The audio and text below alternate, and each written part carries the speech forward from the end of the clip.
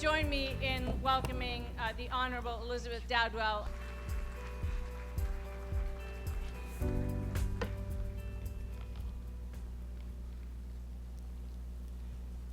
It's a good thing the lights are on. I can't see all your faces, so I'll just pretend I'm talking to myself. Thank you, Amanda. My Canada is a land of opportunity.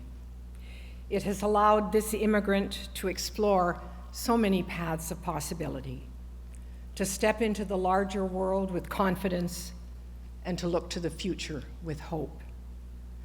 Small-town Saskatchewan taught me about resilience, solidarity, and how to build community, while large and vibrant Toronto teaches me the beauty of diversity and encourages me to be innovative and creative.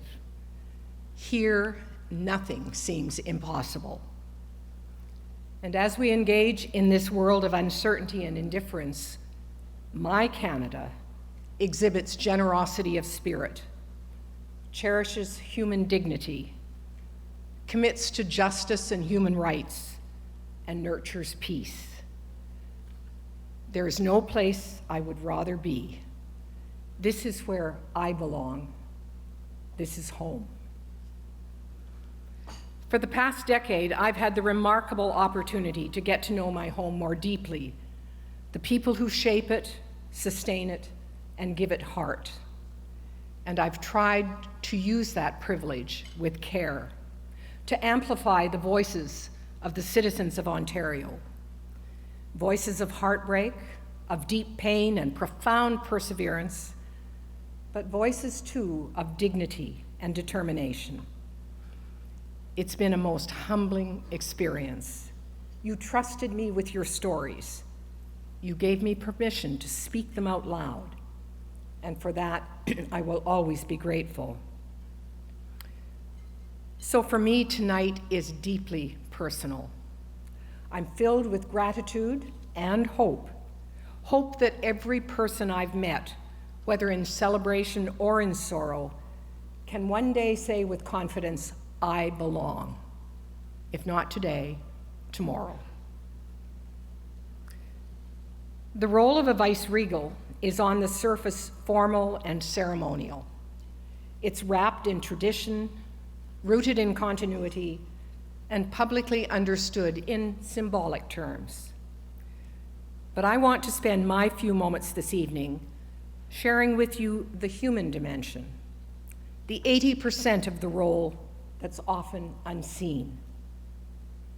At its heart, the amazing platform of a lieutenant governor is not about power, it's about people. Its true power is the power to convene, and above all, to do so with intention, to provide a safe space for conversation, a place of genuine and respectful dialogue without judgment. The journey of trying to understand the very identity of Ontarians took me through thousands of events and interactions with generous people in every corner of this huge province. And everywhere I asked, who are you? Why are you living here? What matters to you? What are you proud of? What are your aspirations, and what's preventing you from achieving your dreams? Through storytelling, we held up a mirror to ourselves, publishing unheard voices and actually sharing our perspectives internationally.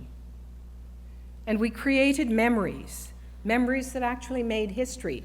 For example, when we brought together for the first meeting of the Crown in contemporary history, all 14 members of Canada's vice-regal family around a sacred fire in convocation at the Chapel Royal at Massey College, the first such meeting in contemporary history between the Crown and Indigenous people. That's one of my memories. And in quieter moments, in hospital rooms, at memorials, or on long phone calls during the loneliest days of the pandemic, I bore witness to grief, to grace, and to the resilience of community. Every day in that period, I learned something about the people I served. Government does really matter in times of crisis, particularly local government. Confidence in experts and scientists can indeed be earned. And yes, policy can be built on the firm foundation of evidence. I observed the vulnerability of our fragile democracy, the cracks in the underlying institutions, and the realization of our profound interdependencies, not only across geographic borders, but also between economic and social sectors.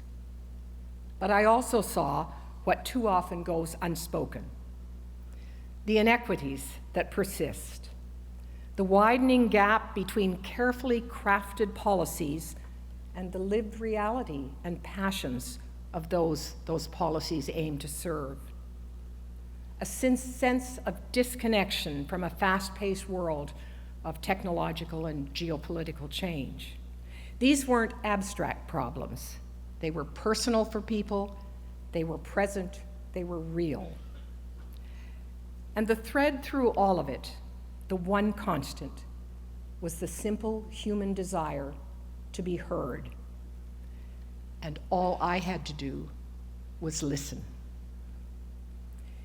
It is indeed an understatement to say that we're now living in a strange time, a moment of chaos and challenge. And the evidence surrounds us. We see it in the persistent specters of terrorism, ethnic violence, epidemics, environmental destruction, and sudden economic shocks. We see it in parts of the world where the violence of the gun and the violence of the tongue seem to prevent people from escaping the rhetoric of ideology and history. We see it in attacks on the judiciary, the media, and educational institutions, and all of it makes our fears larger, our apprehensions magnified. But as challenging and unprecedented as it might seem, our country's sovereignty has been tested before. Our way of life has been threatened before. Our unity has been shaken before.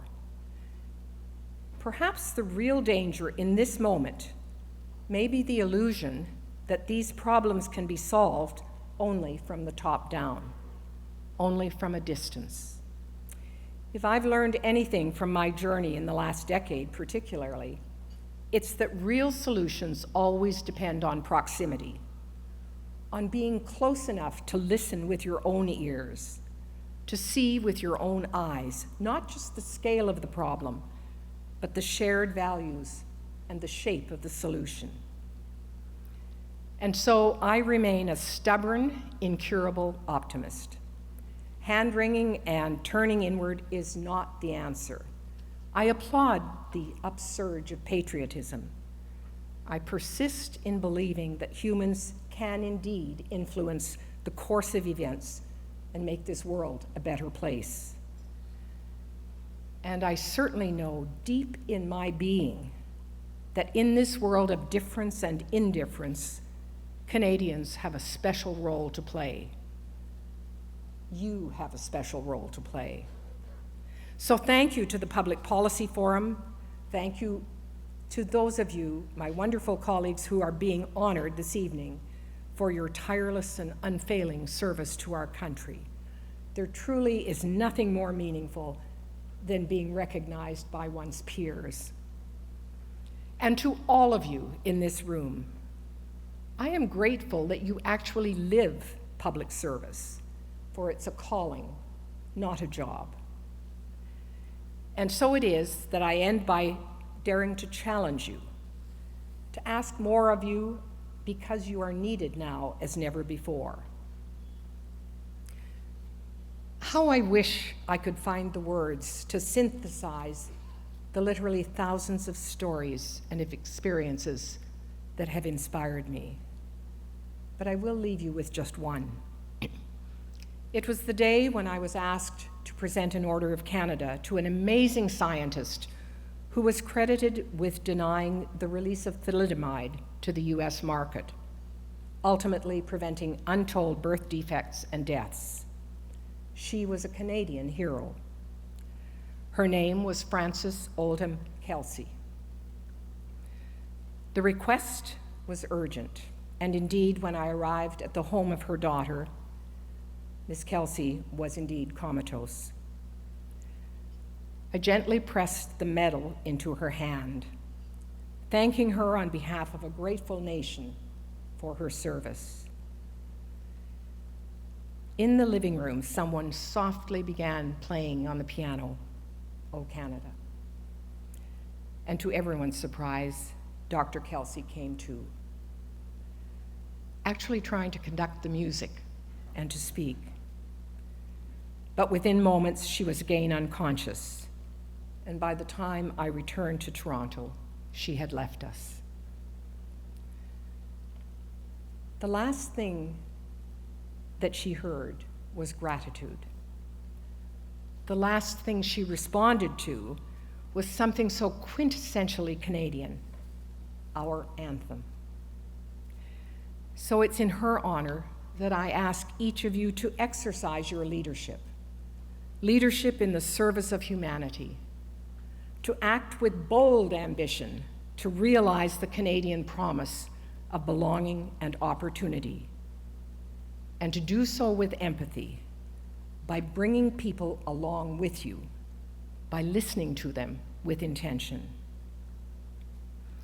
It's been the joy of my career to witness the promise of Canada, not as an abstraction at all, but as a living, breathing force, to see it flourish in the smallest of acts, a hand extended, a voice lifted, a moment of selfless service, to know it, to trust it, to believe in it, to love it and all it stands for with a full heart and unyielding conviction.